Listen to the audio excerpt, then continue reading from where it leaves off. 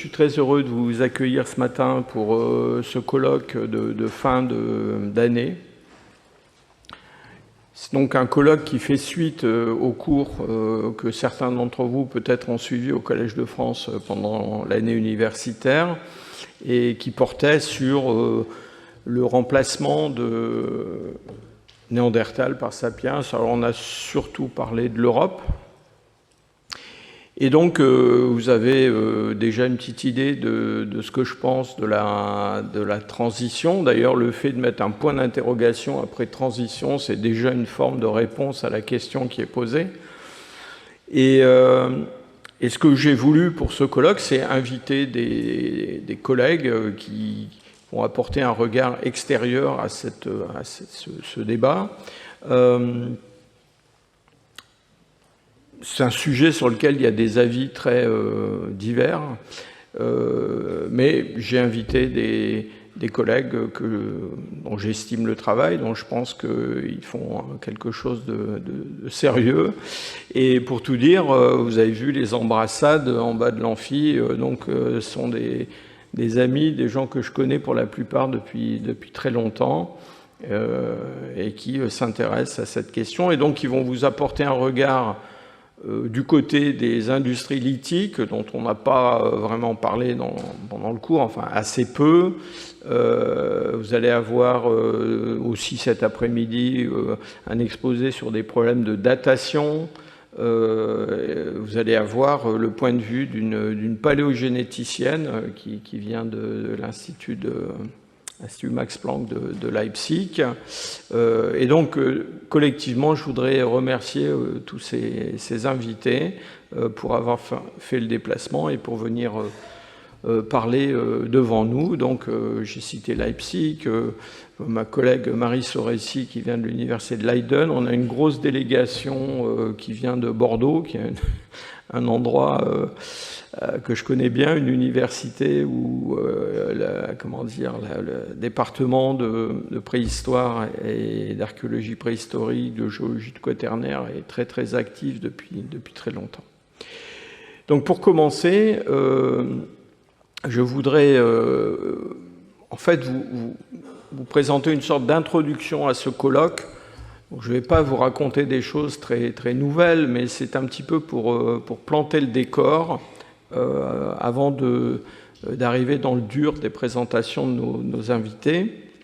Alors vous verrez que j'ai fait une présentation, je vais faire une présentation en français, mais avec des diapos qui sont en anglais. Ça, c'est j'allais dire, par respect pour nos collègues qui ne sont pas francophones et qui quand même viennent à un colloque pour suivre un petit peu ce qui se passe, et donc eux-mêmes, je pense qu'ils ont fait l'effort de présenter des diapos en français pour les non-anglophones. Donc je vais faire une sorte d'historique de cette question de la transition, de ce problème très général, et puis ensuite je poserai quelques questions qui me paraissent être des questions importantes qu'il faut se poser à propos de cette question-là, enfin de cette transition. Et alors je ne sais pas si à la fin de la journée on pourra répondre à ces questions, mais c'est quelque chose que je pense qu'il faut avoir en tête. Alors on parle de quoi voilà une image que vous avez sans doute déjà vue. Pendant plusieurs centaines de milliers d'années, on a dans l'Ancien Monde, en Afrique et en Eurasie, différents groupes d'hominines qui probablement ont le rang d'espèces, et on discute beaucoup de cette notion de paléoespèce. Alors hybride, c'est vrai, mais c'est vrai pour aussi de nombreuses espèces de mammifères de taille moyenne dans les quelques centaines de milliers d'années, voire millions d'années après leur divergence. Ce qui est important, c'est que cette divergence, elle est irréversible d'une certaine façon, et c'est dans cette mesure-là qu'on les reconnaît comme des paléoespèces. Alors évidemment, ce schéma ne montre pas quelques créatures bizarres qui vivent dans les îles indonésiennes ou au milieu de l'Afrique. En gros, c'est la situation. Il y a quelques 200 000 ans, 300 000 ans. Donc les ancêtres d'Homo sapiens en Afrique, des Néandertals qui vivent dans l'ouest de l'Eurasie, mais qui se répandent de temps en temps vers l'Asie centrale, et puis en Asie, il y a un groupe qu'on appelle les Denisoviens, qui est le groupe frère des Néandertaliens. Et il va se produire à un moment donné une sortie d'Afrique des ancêtres des populations actuelles.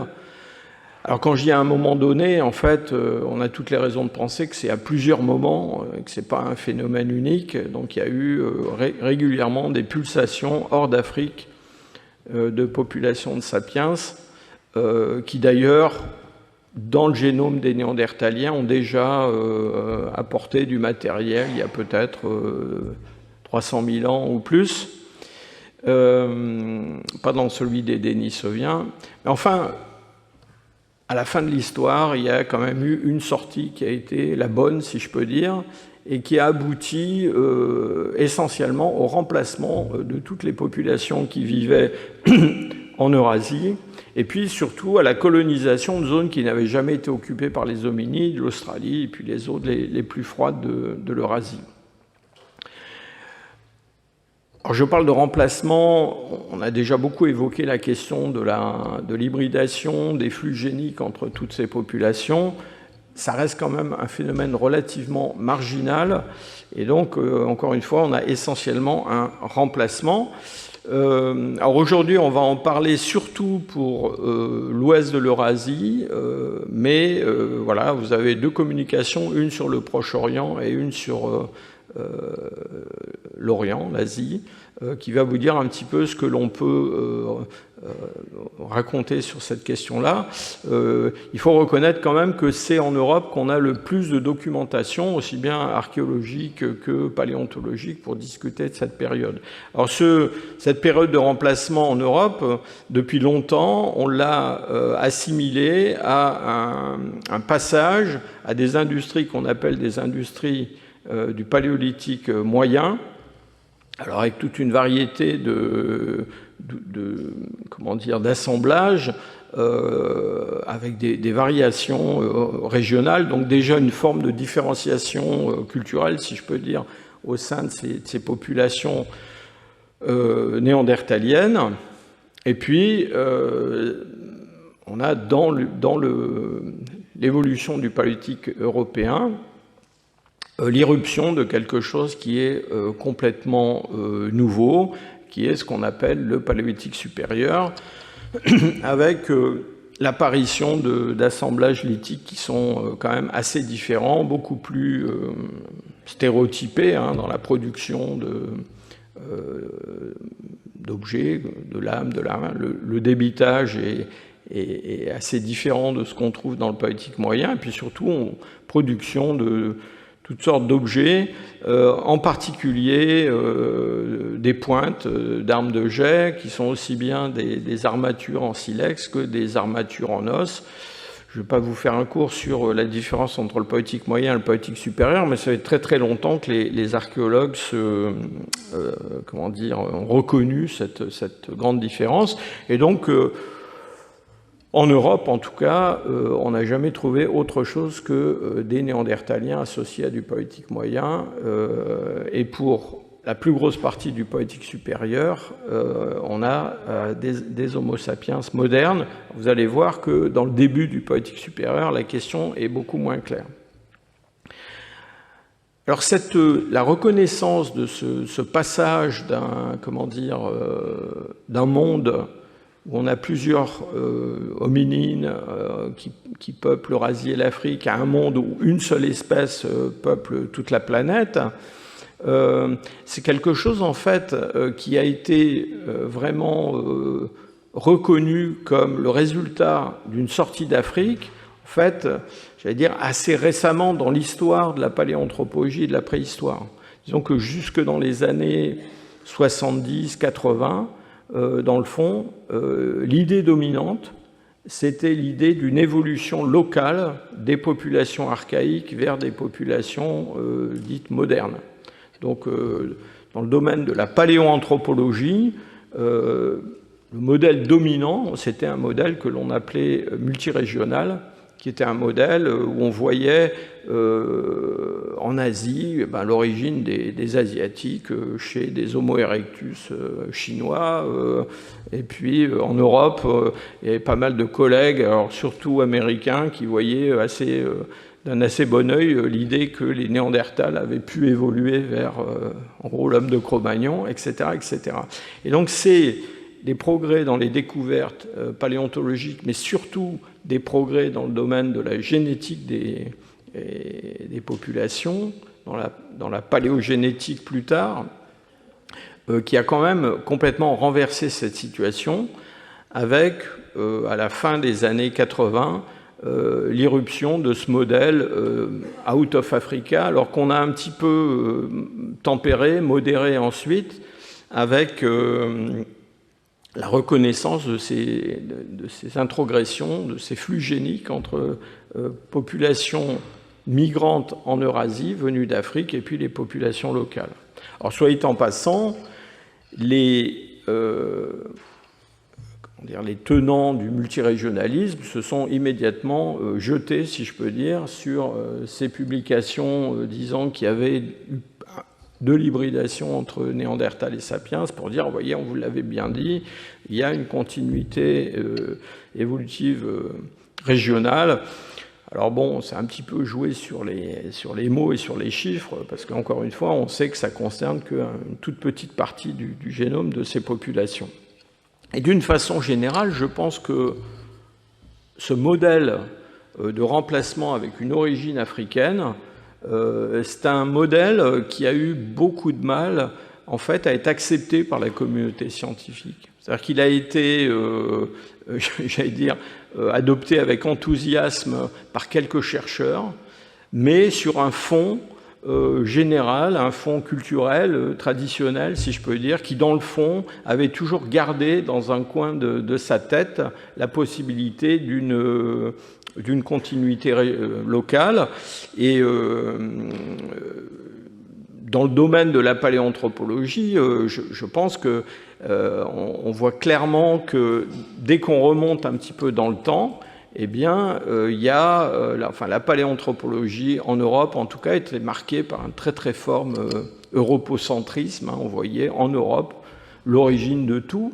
Je vous ai mis cette photo simplement pour vous rappeler que, à l'époque où j'ai passé ma thèse de 3e cycle, il a fallu que je me bagarre avec mon directeur de thèse et les gens qui m'entouraient pour les convaincre qu'en fait, ce qu'eux voyaient comme une origine locale en Europe des Homo sapiens, ce qu'on appelait des pré-sapiens, en fait, ces fossiles étaient en réalité des néandertaliens anciens. Et donc, c'était une idée qui était assez populaire à cette époque-là. Et dans le domaine de l'archéologie préhistorique, paléolithique, c'est un petit peu pareil, c'est-à-dire que il y avait cette idée qu'il y avait une continuité entre ces industries du paléolithique moyen et des industries du paléolithique supérieur en Europe, en certaines d'entre elles. Vous savez, les archéologues font un métier qui est très difficile, c'est beaucoup de travail de fouiller des sites archéologiques et d'étudier le matériel qui en sort, donc souvent ils connaissent très très bien une région, ce qui se passe là, j'allais dire verticalement dans une zone, ils connaissent parfois moins bien ce qui se passe plus loin, et donc en général ils ont tendance à privilégier les modèles de continuité par rapport aux modèles de remplacement. Mais dans le développement des études paléolithiques, il y a toute une tradition de reconnaître des industries qu'on a carrément associées à ces fameux pré-sapiens européens. Par exemple, une industrie on parle plus beaucoup aujourd'hui, qu'on a appelée le taillassien, c'est quasiment une industrie qu'on a créée pour justifier ces pré-sapiens européens. Et puis, des chercheurs qui ont été très très influents ont reconnu des continuités entre certains de ces assemblages de la fin du paléolithique moyen et puis ceux du début du paléolithique supérieur. Là, je vous ai citer un exemple, qui est celui de la continuité supposée entre quelque chose qu'on appelle le moustérien de tradition acheuléenne de type B, dans le sud-ouest de la France en particulier, et puis une des premières industries du Paléolithique supérieur qu'on appelle le châtel péronnien. Et encore aujourd'hui, chaque fois qu'on trouve quelque chose qui ressemble à un débitage levallois ou une pointe levallois un peu allongée dans le début du Paléolithique supérieur, immédiatement, il y a une lumière rouge néandertale qui s'allume et on nous dit, ben voilà, c'est bien la preuve que Néandertal est dans le coin. Alors en fait, au cours de cette évolution des idées, il est quand même très vite apparu qu'il y avait quand même un petit souci avec ce remplacement d'un paléolithique moyen par un paléolithique supérieur et puis des néandertaliens dans l'ouest de l'Eurasie par des homo sapiens venus d'Afrique. Eh bien, ce sont ces fameuses industries de transition dont voilà une carte, donc cette mosaïque de couleurs, qu'est-ce qu'elle représente? Des assemblages qu'on connaît dans l'ouest de l'Eurasie, dont la durée est assez limitée, on parle de quelques millénaires, qui ont des distributions géographiques assez particulières. Ils sont en général assez bien délimités, donc on a reconnu un certain nombre. Et ces assemblages, eh bien, dans le fond, on était bien content de les avoir parce que justement, ils étayaient cette notion de continuité locale. Pourquoi? Parce que dans le fond, on les appelait deux transitions, parce qu'ils semblaient présenter, du point de vue technotypologique, des caractères mixtes entre le paléolithique moyen et le paléolithique supérieur.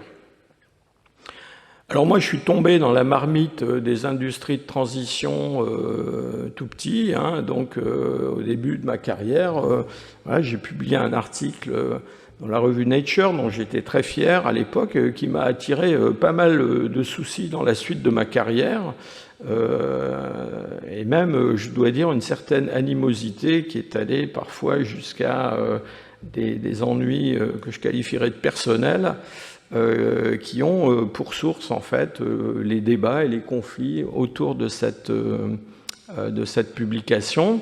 Qu'est-ce que c'est que cette publication? Eh bien, c'était le fait que on avait reconnu dans une des industries qui se trouve à la charnière entre le paléolithique moyen et le paléolithique supérieur, ce fameux châtel péronnien que j'ai cité tout à l'heure, on trouvait des restes de néandertaliens qui étaient tout à fait identifiables. Il y a eu de nombreuses études sur ces fossiles que une de mes jeunes collègues va vous présenter tout à l'heure.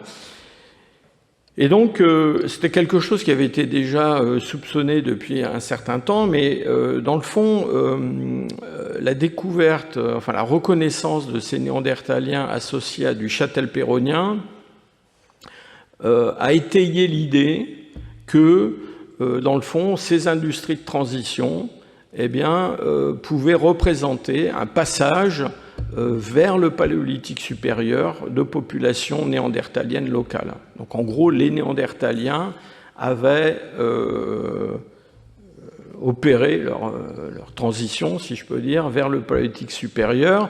Alors il y avait un débat de nature philosophico-politique, c'est un peu du paléo-wokisme avant la lettre, mais en gros, on discutait pour savoir si est-ce que c'était vraiment eux qui avaient tout seuls trouvé le paléolithique supérieur ou s'ils avaient été influencés par des sapiens qui étaient dans le coin, et évidemment, ce qui était une suggestion totalement,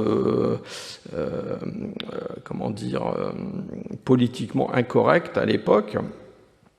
Mais on s'est retrouvé quand même avec cette idée que ces industries de transition étaient le fait de néandertaliens tardifs. Alors, je dois dire que cette question de l'association du châtel péronnien avec des néandertaliens reste quand même toujours aujourd'hui un caillou dans notre chaussure. Pourquoi? Parce que on a une industrie qui... Alors je vous ai parlé de l'industrie de transition. Dans le cas du châtel-péronnien, c'est une industrie qui a une allure très très paléolithique supérieure en réalité. Hein. Et donc c'est bien pour ça d'ailleurs que c'est autour de ce châtel-péronnien que s'est cristallisé ce débat sur l'évolution des Néandertaliens, puisqu'en gros c'était le meilleur exemple j'allais dire, d'un progrès chez les Néandertaliens tardifs. On n'a pas autant de fossiles qu'on aimerait associés à du châtel-péronnien. On discute beaucoup d'ailleurs de l'association des fossiles humains avec le châtel-péronnien, mais enfin le fait est qu'on a au moins 3 sites dans lesquels on a des restes néandertaliens qui sont trouvés dans des niveaux châtel-péroniens. Alors, est-ce qu'ils sont vraiment les artisans de ce châtel-péronien? C'est une autre histoire, mais le fait est que ces fossiles, dans ces 3 sites, produisent des dates directes qui sont compatibles avec l'âge du châtel-péronien. Donc, on soupçonne quand même qu'il y a des Néandertaliens dans le coin, même si ce ne sont pas les auteurs du châtel-péronien.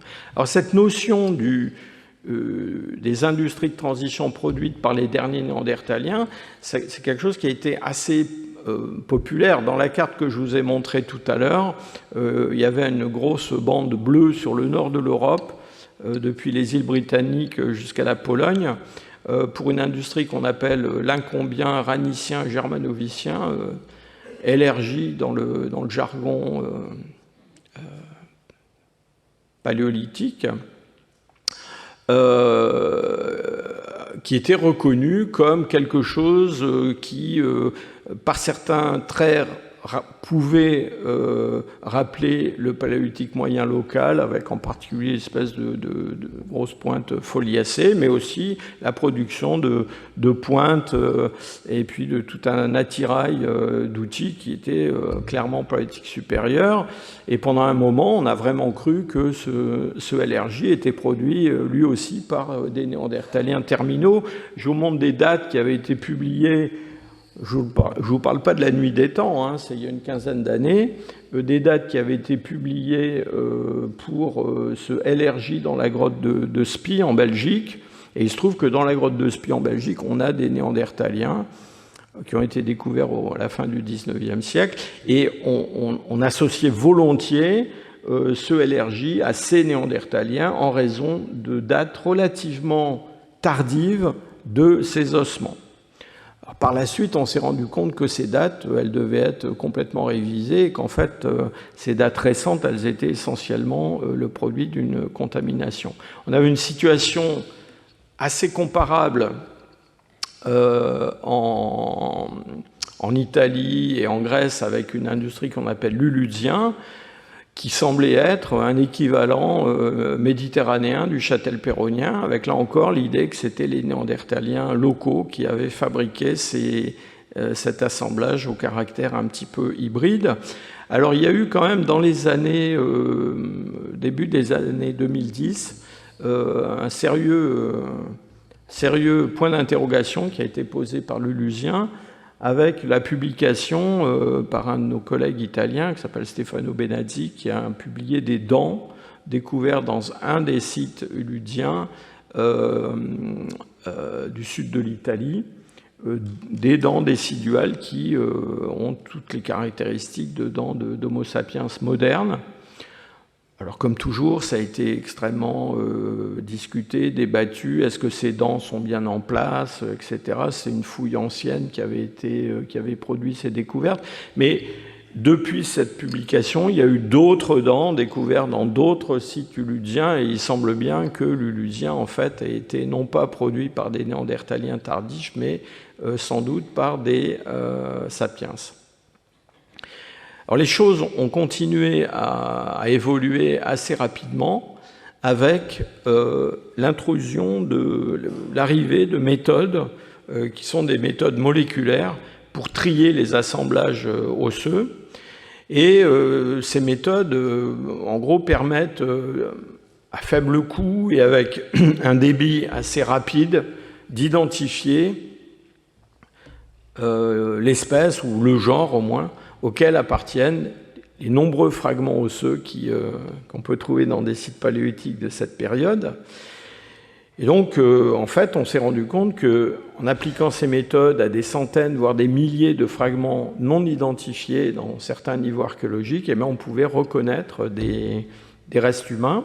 Et ensuite, ces restes humains, une fois identifiés, on pouvait les dater, on pouvait les passer à des paléogénéticiens qui en extrayaient l'ADN et savoir de quoi il s'agissait. Et ces techniques ont commencé à se développer énormément au cours des derniers, disons, la dernière douzaine d'années.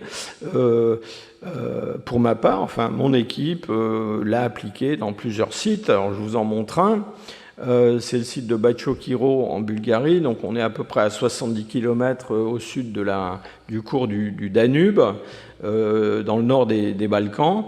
Et dans cette grotte de Bachokiro, on a une de ces fameuses industries dont on ne savait pas trop quoi faire, à la limite entre le paléolithique moyen et le paléolithique supérieur. Alors, on l'avait appelé le Bachokirien. Et c'est un assemblage lithique dont on va vous parler aujourd'hui et qui semble être quelque chose qui se développe à partir d'un foyer situé quelque part dans le désert du Negev ou au Levant d'une façon générale, et dont on trouve les traces non seulement dans l'Est et le centre de l'Europe, mais aussi vers l'Est, vers l'Asie centrale et beaucoup plus loin vers l'Extrême-Orient. Et donc ces méthodes dont je vous parle, appliquées à Bachokiro, ont permis d'identifier des fragments osseux comme humains et de tirer de l'ADN de ces fragments osseux. Et là encore, on a montré que, eh bien, pour une de ces industries, donc de cette période dite de transition, eh bien, on avait en fait non pas affaire à des néandertaliens tardifs, mais à des Homo sapiens. Ces Homo sapiens, ils ont un génome dans lequel on trouve des petites traces d'ADN néandertalien. C'est ce que vous voyez marqué en bleu sur les chromosomes de cet individu. Et vous voyez qu'on a des introgressions d'ADN néandertalien de différentes tailles, donc des tout petits fragments d'ADN néandertalien qui sont hérités de contacts à la sortie d'Afrique des ancêtres de ces hommes, et puis des grands morceaux d'ADN qui, eux, sont le résultat de contacts locaux, donc 2 épisodes d'hybridation. Puis l'autre, information importante qu'on a sortie de ces fossiles de Bachokiro, c'est que, en fait, ces populations de sapiens étaient donc très anciennes, et bien n'avaient pas laissé de traces dans les populations plus tardives du Paléolithique supérieur en Europe. On trouvait leurs traces en Asie, très loin, mais en Europe, apparemment, sont des populations pionnières qui sont dissoutes, si je peux dire, sans laisser de traces. Une situation qu'on trouve probablement dans un autre site qui n'est pas très loin, qui est le site de Pestera-Cuoase en Roumanie, où on a là aussi les traces d'une population de sapiens anciens avec des contacts locaux. Alors par la suite, on a trouvé des restes humains qui sont tout à fait démonstratifs du point de vue anatomique à Bachokiro. Donc à Bachokiro, on a une arrivée pendant cette période dite de transition de sapiens, et ces sapiens, on a pu les dater, et vous voyez que leur âge est un âge qui va au-delà de 40 000 ans, même au-delà de 45 000 pour certains individus, et c'est un âge qui était beaucoup plus ancien que ce qu'on envisageait jusqu'alors. Pour mémoire, je vous donne ici la date de Néandertal tardifs qui ont été découverts dans l'ouest de l'Europe. Et donc, ces découvertes, en fait, ont posé vraiment la question de savoir quelle était la durée de cette transition entre l'arrivée des premiers sapiens dans l'est de l'Europe et puis la disparition des derniers néandertaliens dans l'ouest du continent. Alors une découverte un peu du même genre a été faite dans un site qui s'appelle Ranis, qui est en Allemagne, en Thuringe, et dont on va vous parler aussi aujourd'hui. Et alors Ranis, c'est le site éponyme du Ranicien, vous savez, ce Ranicien qui est le R de LRJ. Hein. Et à Ranis, eh bien, on a obtenu des dates pour des restes de sapiens, alors toujours pareil, identifiés comme ça à partir de fragments morphologiquement pas très intéressants, mais qui contiennent de l'ADN. On s'est rendu compte qu'on avait à Ranis des sapiens qui étaient même encore un petit peu plus anciens que ceux de Bachokiro, et on a des datations directes d'individus à Ranis de sapiens qui vont au-delà largement au-delà de 45 000, je crois que le plus ancien est à 47 500 daté directement. Alors ce qui est intéressant avec ces formes de Ranis, c'est que premièrement, elles sont différentes de celles de Bachokiro. Deuxièmement, donc c'est une autre population pionnière. Deuxièmement, sont des populations qui, elles aussi, semblent pas avoir laissé beaucoup de traces dans les populations européennes plus tardives. Et puis, l'autre différence avec Bachokiro, c'est que ces gens-là ne portent pas d'ADN néandertalien qui soit hérité localement. C'est de l'ADN néandertalien qui a été acquis à la sortie d'Afrique. Une situation qu'on a reconnu dans un autre fossile de la même époque, qui est pas daté directement par radiocarbone, mais qu'on a pu dater autrement, en particulier justement à cause des données génétiques, et qui est un crâne découvert en République tchèque, un site qui s'appelle Zlatikun. Et là encore, on a un fossile qui a autour de 45 000 ans, avec une morphologie moderne, un ADN qui n'a pas de lien avec les populations du Paléolithique supérieur plus tardives, et puis des gens qui, eux, localement, manifestement, ne se mélangent pas avec les Néandertaliens avec qui ils ont pu être en contact. Alors tout ça a donné récemment plusieurs papiers qui sont très importants de mon point de vue, hein, des papiers qui ont étudié la paléogénétique de Bachokiro, de Ranis, vous allez en entendre parler cet après-midi, et des papiers qui se sont aussi intéressés à cette question de l'âge de ces contacts entre Sapiens et Néandertal autour de ce remplacement. Ça a été une grande surprise. On s'est rendu compte que l'introgression, les fameux 2% d'ADN néandertalien que vous et moi nous portons, eh bien, c'est une introgression qui date d'une période qui est beaucoup plus récente que ce qu'on avait imaginé jusqu'alors. Disons qu'on a une date qui a été estimée qui est plutôt autour de 48 000. Et donc, ça veut dire que malgré ces pulsations hors d'Afrique plus ou moins anciennes, dans le fond, la sortie d'Afrique, j'allais dire la bonne, celle qui a fini par donner toutes les populations actuelles qu'on trouve partout sur la planète hors d'Afrique, eh bien, c'est une sortie qui est relativement récente. Et donc, à cette sortie d'Afrique, on a eu une introgression d'ADN néandertalien. Et puis, à partir de là, on a toute une série de vagues de peuplements qui ont couvert le reste du monde.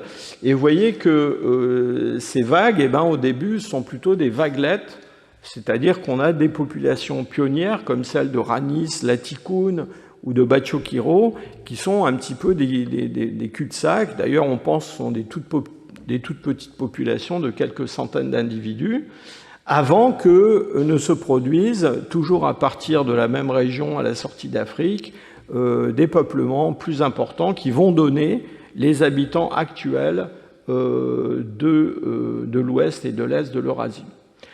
Alors, pour clore ma présentation, qui a été un peu longue, je voudrais simplement soulever deux ou trois ou quatre questions qui sont des questions qui restent irrésolues, ou alors en partie résolues ou en voie d'être résolues. Alors d'abord, cette question du remplacement versus assimilation. Je vous ai raconté tout à l'heure qu'au moment où on a découvert la possibilité d'hybridation entre Néandertal et Sapiens, et même l'existence d'introgression d'ADN néandertalien dans le génome des ancêtres des humains actuels hors d'Afrique, les gens qui étaient des partisans du multirégionalisme se sont jetés là-dessus en disant « Voyez, on vous l'avait dit, il y a de la continuité locale ». Alors en fait, cette idée, elle est toujours très en faveur. Hein. Il y a beaucoup d'archéologues et beaucoup même de paléanthropologues qui aiment bien cette idée que, dans le fond, l'expansion des sapiens en Eurasie, localement, s'est traduit par une absorption des populations néandertaliennes ou dénisoviennes, et que c'est pour ça que vous et moi, on a un petit peu de cet ADN local. Alors en fait, si on lit bien les publications qui ont été faites ces 2-3 dernières années, on voit que c'est pas du tout ça l'histoire. L'histoire, c'est que ces 2% d'ADN, ils viennent de populations, d'une population ou d'un groupe de populations néandertaliennes bien précis qui se trouvaient probablement à la sortie d'Afrique. Donc le scénario, c'est plutôt celui-là. On a une distribution néandertalienne, on a des populations de sapiens qui sortent d'Afrique assez récemment, il y a 48 000 ans. Alors, il y a déjà eu des sorties avant. Hein.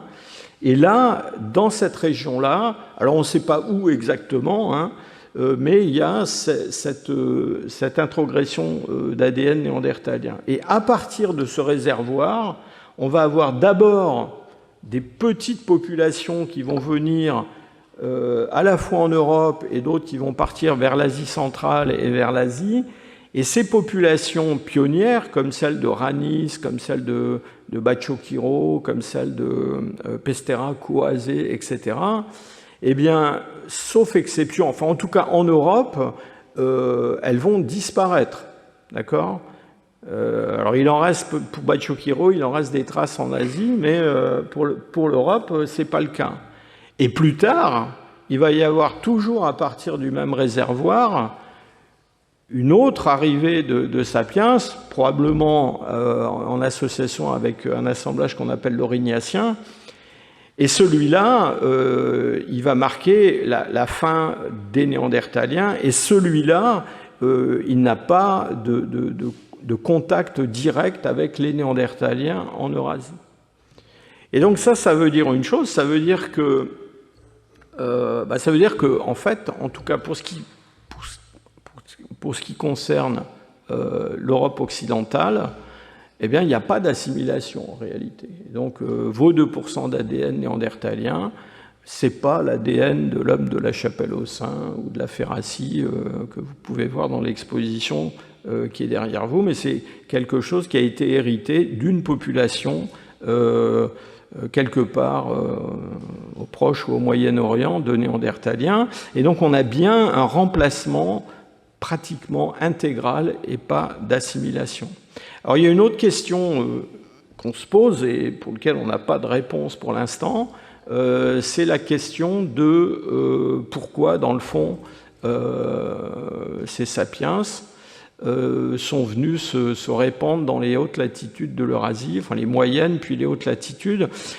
Les premières pulsations hors d'Afrique, on a assez facilement mis ça en relation avec des modifications climatiques, en particulier des épisodes de Sahara vert.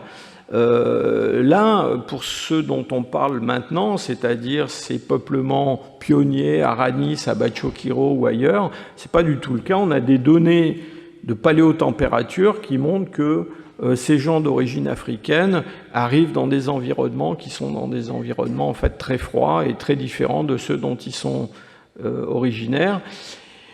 Et donc c'est pas j'allais dire, c'est pas l'environnement européen qui les a attirés, si je peux dire, en termes climatiques ou environnementaux, mais c'est probablement des mécanismes qui sont en jeu dans leur zone d'origine qui fait qu'ils partent très très loin.